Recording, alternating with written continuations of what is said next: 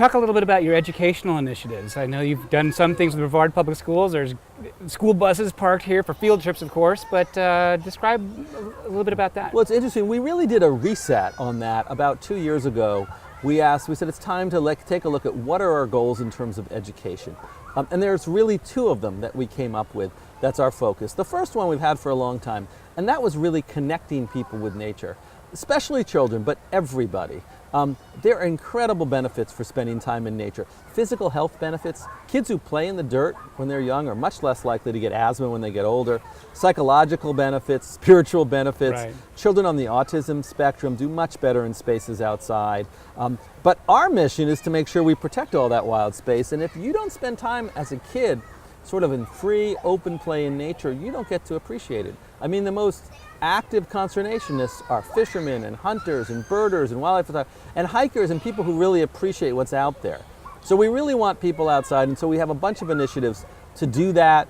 We have an initiative that we've opened up, something called Exceptional Nature Play, which is really a nature playground for kids with a variety of challenges, including sensory disorders, so they can find a peaceful place that we can introduce them and their whole families to nature. That's one of our initiatives. We've been doing lagoon quests, with fourth grade students forever, trying to get every fourth grade student in Brevard Public Schools into the lagoon to see what diversity is in there, what diversity is at risk. And then we've had a program the last couple of years with Head Start. A lot of families that are economically challenged that might not have the tradition of visiting a place like a zoo.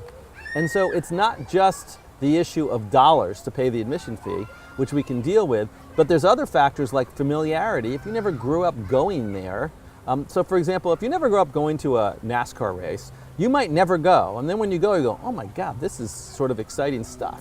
So we've got to get people familiar, and then there's transportation issues. So that program keeps evolving to find more and more reasons to get these families comfortable here, making sure that we charge them a price they can afford, and dealing with these issues to get them out here. So we're always looking at how we connect people with nature. That's something that's been a core part of us for a long time, but has evolved.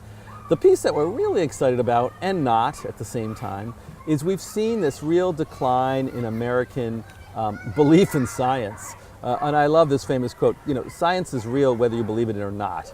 But we have a whole bunch of Americans now who pick and choose what science they believe in. They might believe in medicine, but not in climate science. They might believe in the engineering of a bridge, but not other pieces. And so we really feel like it's important for us to educate people, and especially kids, about the scientific process. So the other big pillar is exposing people of all ages, but especially students, to the process of science. So they are good consumers of science, and they understand science is messy. Science has different researchers who come up with different theories, and then they fight it out in the literature until really everyone says this is the right theory, this has been tested thoroughly, this explains things the best, this is what's actually going out there. And so we like to show that. Our dinosaur exhibit's a perfect example about it. It all talks about the evidence. How do you know what an animal looks like that went extinct 65 million years ago? And so as you go through our exhibit, you find the fossils that let us know. How do we know what this animal eats? Well, we found a dinosaur skeleton of that species, and we found little tiny skeletons of what it ate in its stomach, so we know. How do we know it had feathers? Because we found fossilized feathers. How do we know what color the dinosaur is? And that's tricky. The only time we know the color is if it's a feathered dinosaur. We could look at the crystal. The structure of the feather will tell us what color it is. So there's some things we'll never know about the dinosaur. So dinosaurs is a great chance for us to have that conversation. How does science work? There's a creative aspect of science. How do you test hypotheses? How do you gather data? And how do you come to conclusions? So that's the other part of our pillar.